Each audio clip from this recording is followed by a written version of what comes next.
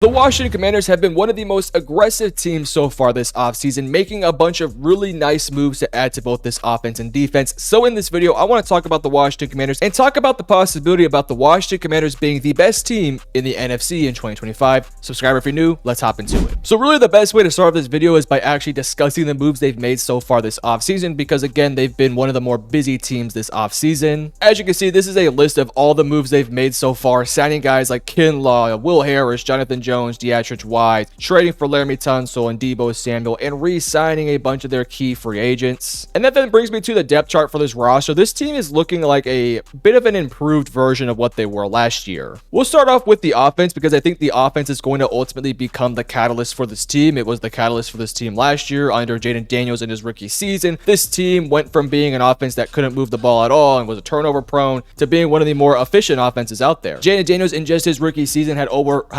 3,500 passing yards, 25 touchdowns, over 800 rushing yards, close to 900 rushing yards at that, and 6 touchdowns rushing the football. We all knew that Jaden Daniels was going to be a dual threat option whose rushing ability was going to help him out in his rookie season to kind of get him over the hump. I guess the thought process for Jaden Daniels was very similar to like when Lamar Jackson was a rookie, where it was like he may be a little bit raw throwing the football at the NFL level, but if he's ever in a pinch, his rushing ability is going to get him out of a lot of sticky situations. But for Jaden Daniels, that really wasn't the case. Jaden Daniels came into last year, threw the ball exceptionally well, while also having that ability to escape the pocket when things didn't work his way. That's not to say that it was all rainbows and sunshines for Jaden Daniels. He definitely had a couple games where he didn't necessarily look that great, or maybe he ran into a little bit of a wall going up against a complex defense, and he had a couple issues in like the red zone and a couple other things here and there. But man, for a rookie season, we're talking about one of the better rookie seasons that I've seen in quite some time. He was in MVP discussions for a decent chunk of the season, and it was for good reason. He was playing at an extremely high level. This guy brought the Commanders, who didn't make the playoffs the year prior, had the number 2 overall pick, to being second in the division and making a wild card spot and looking damn good in the playoffs. I mean, eliminating the Detroit Lions, making it all the way to the NFC Championship game in just his rookie season. And by the way, I don't necessarily think the roster last year for Washington was, I don't want to say it was bad, but I don't think it was as good as a lot of other NFC Championship contenders. Now, I do want to make it clear, if the Detroit Lions were healthy, I do think Detroit would have gave Washington a better run for it, but that doesn't change the fact that they went in there, beat up on the Lions, and honestly,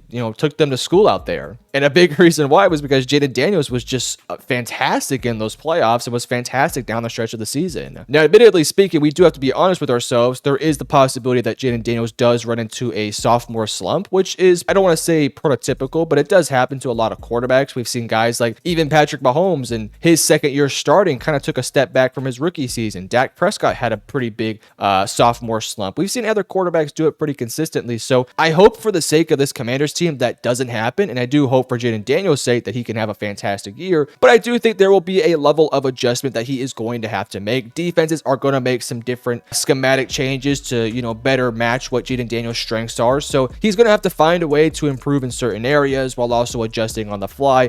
But I do think having Dan Quinn, having a good offensive coordinator, and of course Jaden Daniels' raw talent, I think ultimately he will find his way out of potentially a bit of a wall in his sophomore season. The nice thing too is I do think so far this offseason they've made a pretty good, a decent amount of moves on the offensive end to really upgrade this offense. Running back wise, you still have Brian Robinson Jr. as your go-to guy. You still have Austin Eckler. Admittedly speaking, I wouldn't be shocked if they dropped a running back in this year's draft because of just how talented this draft class is at that position. If they were to take one in the 3rd or 4th round, I do think that there could be a guy available who could potentially compete for, the backup job or compete for minutes on the field, because I do think that's how good this running back class is. And then in the receiving core, I still think they need to add a little bit more younger talent there. The receiving core is a little bit older and just don't really know at this stage of his career what you're going to be getting out of Deebo Samuel. You don't need a number 1 because you obviously have Terry McLaurin. He's one of the best, and again, we say this every single year, but he's still one of the more underrated receivers in the NFL. I mean, he's just a fantastic player, had a great year last year, and it's pretty clear and obvious that he has a good connection with Jaden Daniels. Again, you're bringing in Deebo Samuel, and it does sound like Deebo's more motivated than he was those past couple years with San Francisco. So if that is the case, then hopefully we get a version of Deebo that, we saw back in 2021, 2022, when he was such a unique and versatile piece for that 49ers offense. if this Commanders team can get that, it's going to be quite difficult to guard these guys because you have the dual threat ability of Jaden Daniels, the deep threat ability of Terry McLaurin. Zach Ertz is still a fantastic,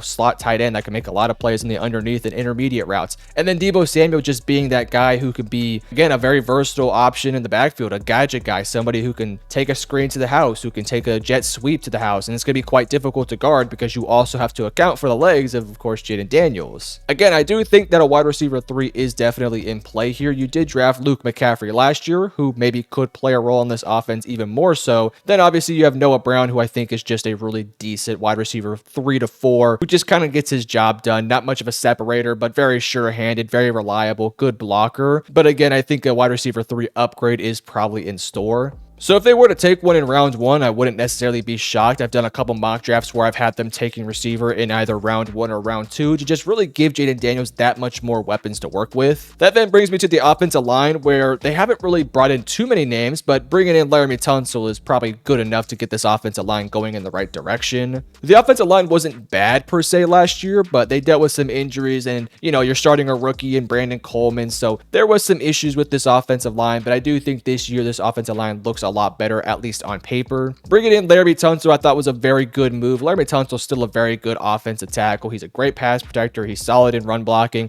Yes, he had the penalty issue last year, which is definitely going to have to be honed in this upcoming season. But if we make the assumption that the veteran's going to be able to kind of get that back down to normalcy and, just play his regular game, this offensive line looks really solid on paper, and there is some depth here too, which I definitely do like. The left guard position to me is a little bit up for grabs. You do have Nick Allegretti. You now have Brandon Coleman, who potentially can move inside to play guard. Not to mention you also brought in Nate Herbig as well. So I do think there's a couple of different options for what you can do with that guard position. They're also going to have to probably have a bit of a option for right guard because Sam Cosmi had an injury last year, and I believe he had a surgery. Don't quote me on that, but I know he's not going to be available early on in the year, at least from what I've heard. Tyler Biadasz at center is a fantastic center guy. I wish that Dallas would. I'm a little surprised that Dallas didn't keep him, but he's a really solid center. He made some Pro Bowls. He's a solid player. Then Andrew Riley at right tackle, you still feel pretty confident in at the right tackle spot. So you look at the offensive line, you feel confident about both your tackles. I guess the question then becomes who plays both starting guard positions. Obviously, when Cosmi is healthy, he's going to be your starting right guard, but obviously who's going to be the guy,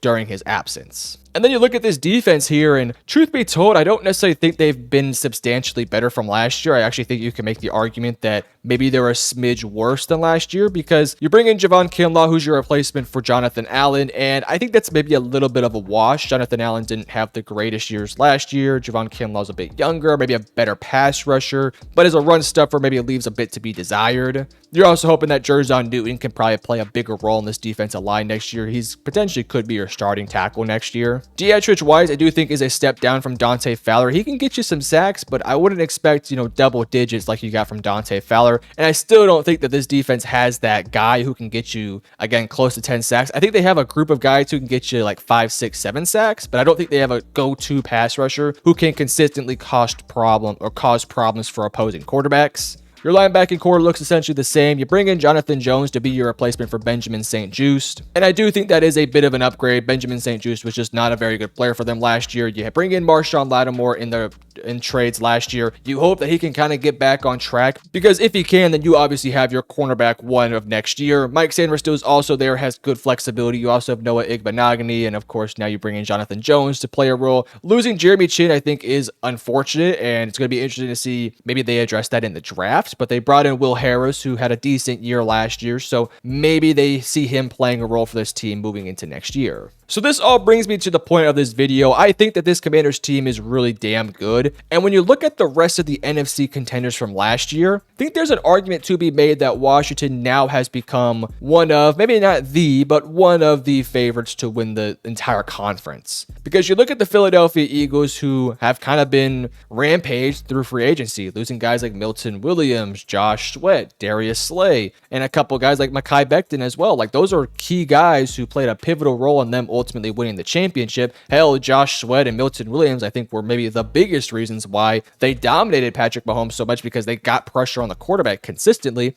And it was also one of the bigger reasons why they were able to slow down Jaden Daniels, because they were just getting pressure on him consistently. So I do think Philadelphia took a step back. I still think Philadelphia is one of the top contenders next year because they still do have their key, core group of guys, and you're expecting some progression from guys like Quinyon Mitchell, Cooper DeJean, a couple other guys here and there. So I do expect them to be good next year, but it's just a question of how good. So obviously I do think Philadelphia will be in contention next year. The question just becomes, are they the top favorite now, or has Washington done enough to overcome them? I also will say Washington is still in the sweepstakes for potentially Trey Hendrickson, and if that does happen, then yeah, that I definitely do think Washington might be the better team at this point. You also then have San Francisco, who we all know the story of San Francisco. They are losing so many key contributors. They've already lost Deebo Samuel. They lost their swing tackle in Jalen Moore. You lose Dre Greenlaw, Talanoa Hufanga, Charvarius Ward. Christian McCaffrey's coming off a Achilles injury. Brock Purdy's about to get paid. This team is just getting older, and it's significantly worse than they were last year. You look at Detroit.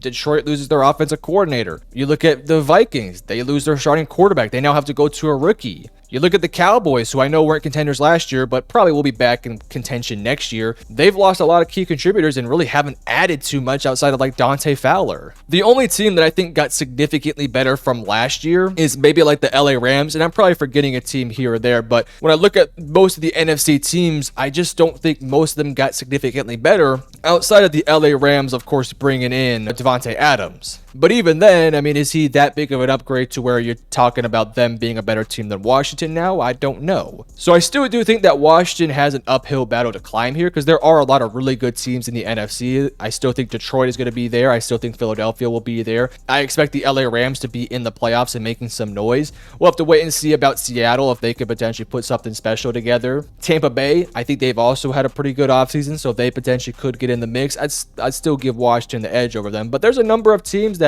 Washington is going to have to compete against, but I still do believe that Washington has had a good enough offseason to where I do believe that they could easily be in contention to win the NFC. They still do have some holes in the roster. I think they need to address wide receiver 2/3. I think they need a go-to pass rusher, and honestly, maybe even an additional corner to pair alongside Marshawn Lattimore if potentially Jonathan Jones doesn't pan out for them. But all in all, I still think this roster is extremely solid. There's a lot of really good players, and if we expect Jaden Daniels to take a step forward next year, which is maybe a little hard to ask of him because of how good he was in his rookie season, but if we do say that he gets better from what he was last year, then I look at this team and I think that they could easily win the conference, easily win the division, and potentially make a Super Bowl run. Again, there's a lot on the plate of Jaden Daniels, but if he does build off of what we saw from him last year, then I definitely do think the sky is the limit for this Washington team. I love the Laramie Tunsil move. I think it's a substantial upgrade at tackle. Bringing in Deebo Samuel, I think, is a nice upgrade at the receiving core. Deatrich Wise will hopefully take a step forward next year and have a big productive year. Javon Kinlaw, same thing. And then, of course, Jonathan Jones comes in there. Hopefully can be an upgrade over Benjamin St-Juste. And, of course, you just hope that Marshawn Lattimore looks more like what we typically have seen from him. So to kind of put everything together, I like what the Washington Commanders have done this offseason. They've made some really good, sneaky good moves while also making some substantial upgrades in certain positions as well. If Jaden Daniels takes a step forward next year, then I do think this Commanders team is better than several NFC contenders out there. The question then becomes, is Washington better than those teams next year? And are we actually going to see this theoretical talk play out on the actual football field? Because if that is the case, I do think Washington will be in the mix to potentially win the Super Bowl. But ultimately, we'll have to wait and see. Let me know in the comment section below.